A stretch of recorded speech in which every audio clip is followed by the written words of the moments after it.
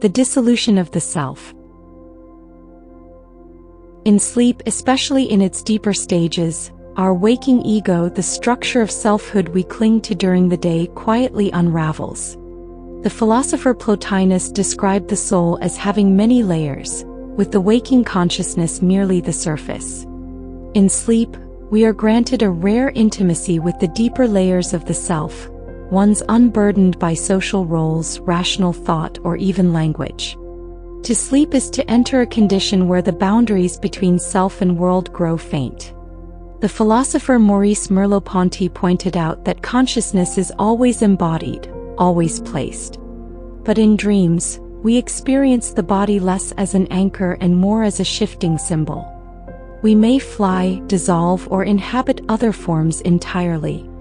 Our identity becomes fluid, reminding us that the self is not a fixed point but a series of perspectives. Sleep is death's twin. Since ancient times, sleep has been likened to death. The Greeks called Hypnos the brother of Thanatos. Every night, we rehearse our own disappearance, not in a morbid sense, but in a profoundly spiritual one. The Stoics, for instance, believed that contemplating death was essential to living a virtuous life.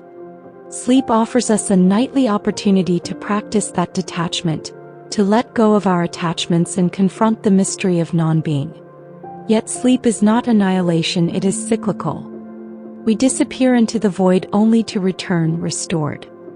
This cycle mirrors many mystical and philosophical traditions. The Buddhist wheel of rebirth, the eternal return of Nietzsche, or the daily resurrection that Christian mystics might describe. Each morning is a kind of reincarnation. Who are you today after the mysterious work of the night? The dream realm, theater of the unconscious. Freud called dreams the royal road to the unconscious. Jung saw them as messages from the archetypal world. In sleep, we open ourselves to what the conscious mind filters out. Our suppressed fears, forgotten memories, secret desires, all take center stage in the dream world. Philosophically, this raises deep questions about who we really are. If we are honest, the dreaming self is not always noble. It may lie, steal, fall in love with strangers, or cry out in terror. Yet it is us unmasked. The philosopher Heraclitus wrote, "The waking have one world in common. Sleepers have each a private world." In sleep, we come into contact with that private world, not constructed by society, but arising from something older, wilder, and more authentic. The mystery of time and space. Time in sleep is nonlinear. Hours may pass in an instant, or seconds may stretch into what feels like eternity. This challenges our waking understanding of time as objective and sequential.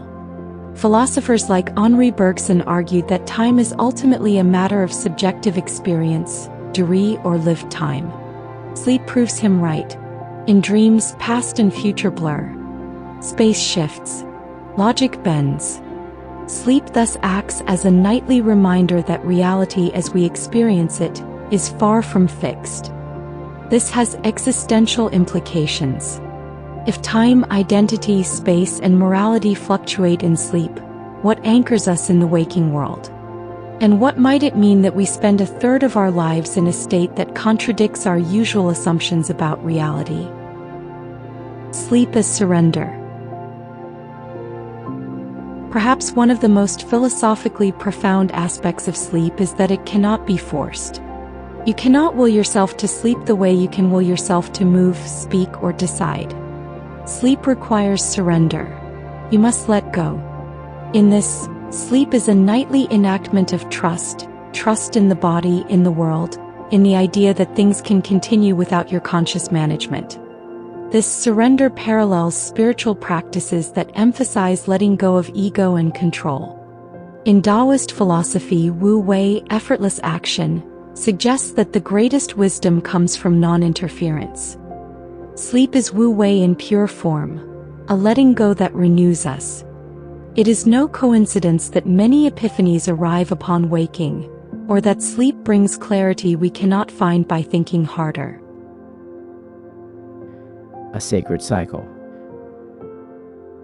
From a broader metaphysical view, sleep can be seen as the yin to waking life's yang. Where waking consciousness is linear, active, and outward, sleep is cyclical, passive, and inward. Life requires both to be whole. The philosopher Alan Watts often spoke of the universe as a rhythm: inhale and exhale, light and dark, sound and silence. Sleep is our silence, and like silence, it is not absence but depth. In many spiritual traditions, the world is seen as dreamlike itself, Maya in Hinduism or illusion in Buddhist thought. In this context, sleep is not escape from the real, but a doorway into a higher truth. If dreams are illusions within an illusion, they may paradoxically help us see more clearly. In sleep, we remember that life is not all labor and logic. It is also mystery, poetry, surrender.